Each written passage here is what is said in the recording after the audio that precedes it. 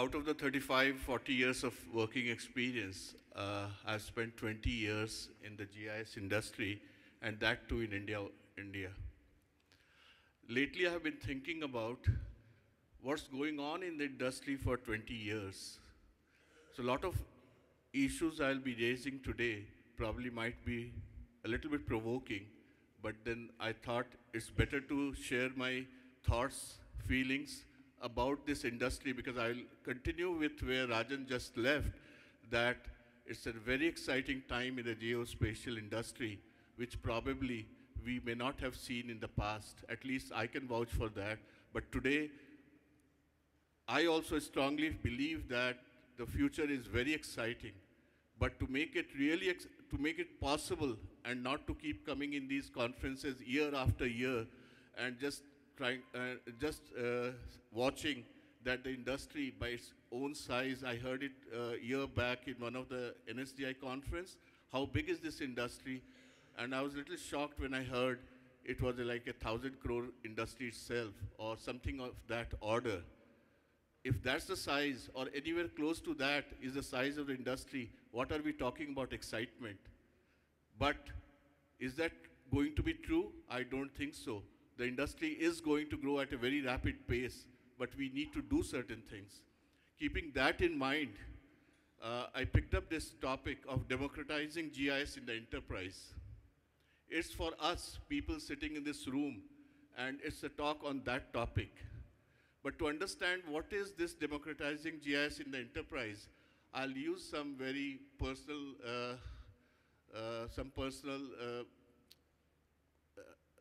what should I say, experience. 15 years back, when probably GIS was not even understood, many of you may not have been in the industry. I think, if I remember correctly, people didn't even understand what GIS stands for. What is this word? Today, that's not true. 15 years back, when my son, who is also sitting here, when he used to ask me, what do you do, Daddy and Mommy? I used to tell him, we make maps.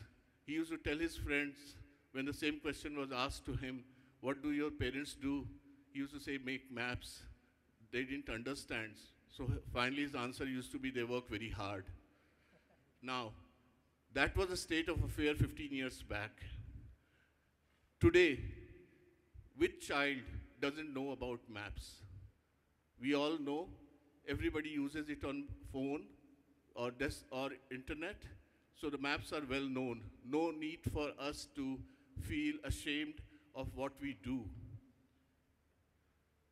But at the same time, if we go and ask any of our customer base, enterprises I mean, not the consumers, go to the enterprise, in those organizations, other than the few people, ask them, are they using geospatial technology to benefit their organization? Can they use it?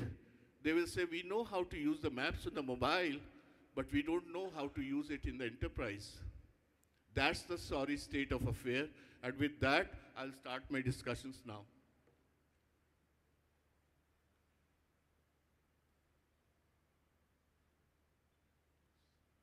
Somebody can help?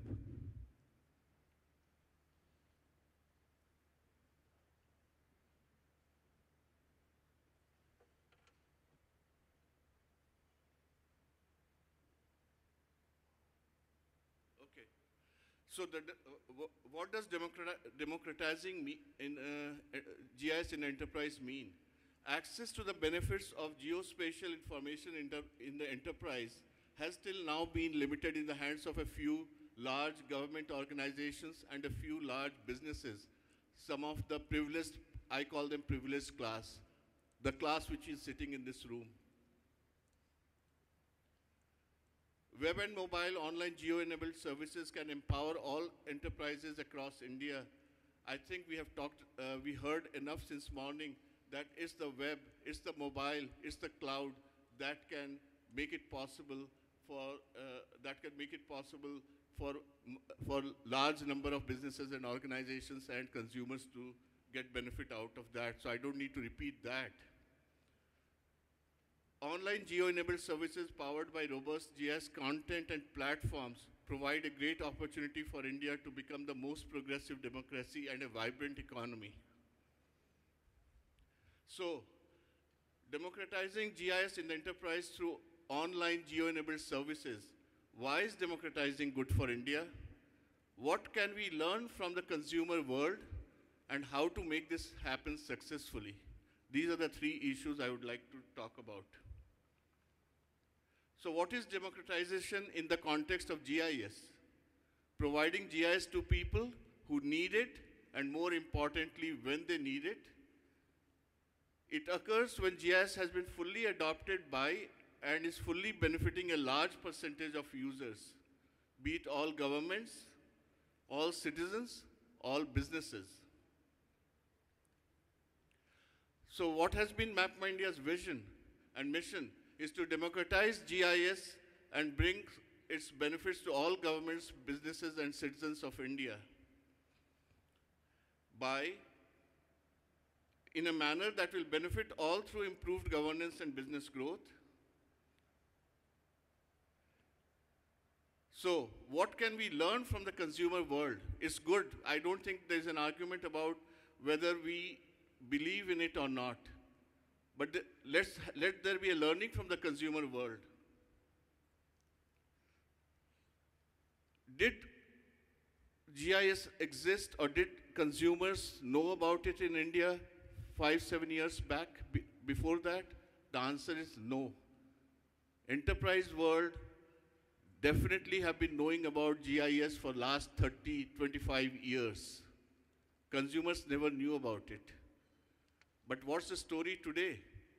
There's a mass availability of location-based web and mobile apps and of car navigation system that has led to a large number of consumers knowing about it, using, benefiting, all of them.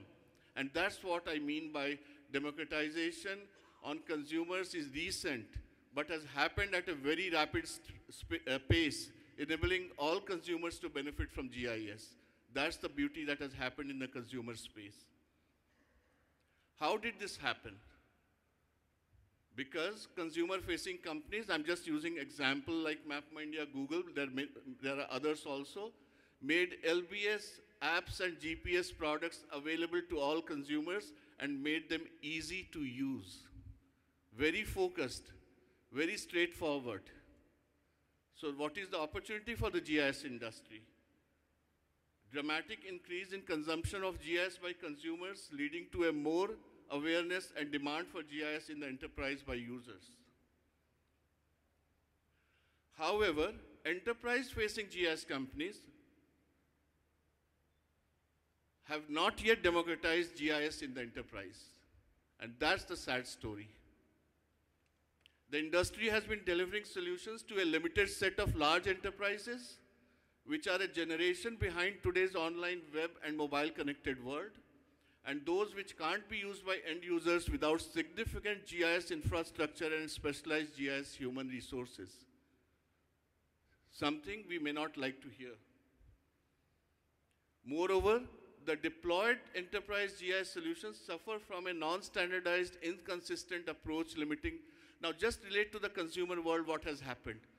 In the consumer world, very straightforward, very focused, specific applications of thousands of different such applications in the consumer world in the GIS space is being delivered in a consistent manner with a consistently upgraded maps or consistently upgraded application with a cloud-based platform. The things are moving at an accelerated pace, but the same is not happening in the enterprise space. So to deliver the largest positive impact of GIS in the enterprise, now that we have learned from the consumer world and standardized, what should the enterprise do? Enterprise GIS should focus on using standard data and platforms and build layer on specific data attributes and focused applications, leveraging public-private cloud infrastructure and making GIS accessible via web and mobile. Now, what does standardizing and democratizing GIS in the enterprise? How does it benefit both the markets and our industry? This will ensure democratization of GIS such that all enterprises, governments at all levels, and businesses of all size and citizens across the country will be able to access, use, afford, and benefit from GIS. For the GIS industry, the opportunity size will grow significantly, and I believe that the size will be 10x of what it is today if only the democratization had happened. So, we learned from the consumer world how to make this happen successfully. What should we do? Web and mobile online geo-enabled services will empower all enterprises across India, governments at all levels, and businesses of all sizes with the tools for informed decisions and effective action. This graph will give you some idea. Back in 90s, GIS, whether I can use only our example, the MapMyIndia, we used to do the enterprise GIS on desktop. 2000, the web started coming in. 2004 is the time when we launched a broad map, the GIS on the web in India. In 2000, then gradually it moved on to mobile. Now, if the GIS industry, the platform, the application, the content, all the partners join hands and put it on a web mobile in a standardized approach, banner, the size will be something what the graph shows. So, in our own humble way, we are taking lead in India in democratizing GIS for enterprises through online geo services.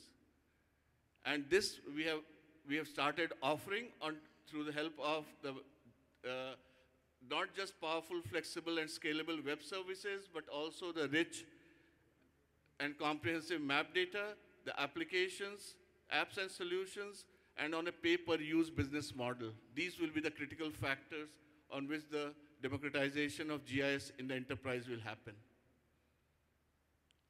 So, I guess a lot of these democratization I'm talking about doesn't happen overnight. It happens through a sustained approach of focusing on or going after one item of the entire solution in a very nice way and then add on to the other elements. What MapMyIndia did was to focus on making the best maps of India. When it is not just making the best maps, it's continuously keeping it up to date. Map is something like, if I use the example of restaurants, like I live in Greater Kailash in New Delhi, in the last 10 years I have seen at least 100 restaurants have opened, and over a period of 2-3 years or 4 years, something like that, they close down and a new restaurant opens up. What happens to the restaurants? A very similar thing like maps. Those restaurants which are not able to keep to the requirements of the users, the new menus, the new taste which the consumers are demanding, the restaurants have no choice but to close down. Similarly, when the maps are not updated, and updation of maps is not a simple thing. It's a bigger challenge than creation of the maps. And this is one message I wanted to give to everybody, that making a CapEx kind of a project where the maps are made from grounds up is easier, but maintaining that and continuously keeping it in operating OpEx environment becomes a much bigger challenge. So using a standard product, be it application, be it a software, be it a data, and building layers on top of that is the answer which will lead to democratization of GIS in enterprise.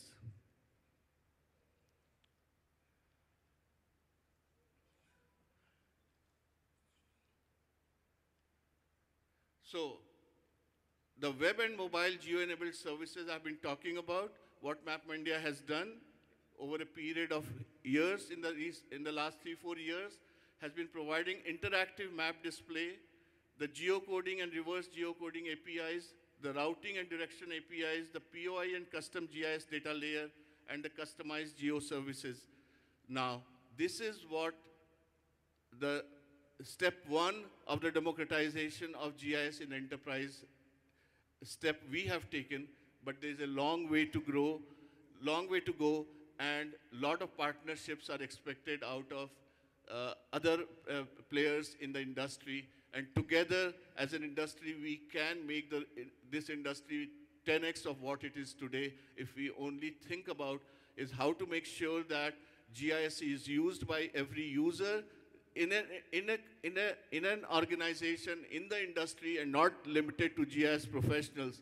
Just like the accounting department in a company doesn't have a software professional sitting there or an IT person sitting over there. The accounting professionals use the software and are fully aware of how to use it and how to maintain it.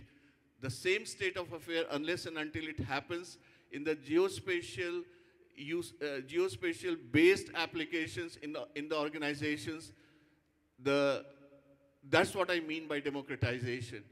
And these are the kinds of activities we need to think about and probably help grow this industry.